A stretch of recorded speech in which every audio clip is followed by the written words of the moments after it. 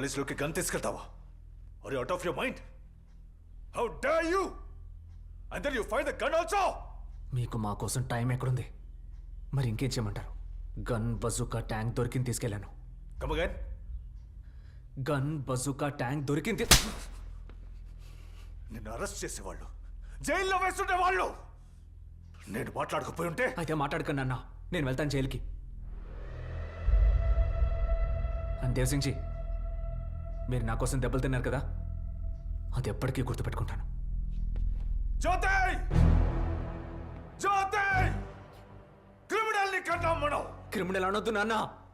ఏమైంది? And I'm sure he doesn't even care. వాళ్ళు బతుకున్నారో లేరో. వాళ్ళేమీ చావలేదు, ఓన్లీ భయపెట్టాలనుకున్నాను. అక్క ఏడు పాపే, కాలేజీలో రేపటి నుంచి అందరూ నీతో స్ట్రైట్ గా బిహేవ్ చేస్తారు చూడు. భయపెట్టడానికి నువ్వెవరు? బల్బీర్, ప్లీజ్. నువ్వెవరు అసలు? బల్బీర్, అసలు ఏమైంది? ఏంటేమైందమ్మా? 2 రోజుల నుంచి అక్కడిని ర్యాగింగ్ చేస్తున్నారు కాలేజ్లో. అసలు ఇంట్లో ఎవరికైనా ఏమైనా తెలుసా? వాట్? 2 నిమిషాలు నాన్న, 2 నిమిషాలు లా అండ్ ఆర్డర్ మర్చిపోండి. మీకు నిజంగా తప్పు అనిపిస్తుందా నేను చేసింది? నువ్వు చేసిందేమి చిన్న తప్పు కాదు. You committed a crime.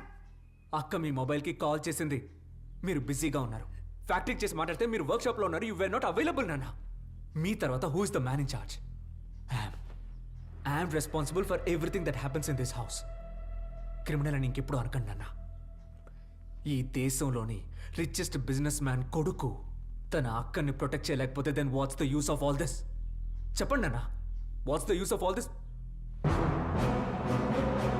అక్కడ నేను చేసింది క్రైమ్ అని మీకు అనిపిస్తే, ఇప్పుడు మీరు ఇక్కడ నాతో చేస్తున్నది ఇది కూడా క్రైమే.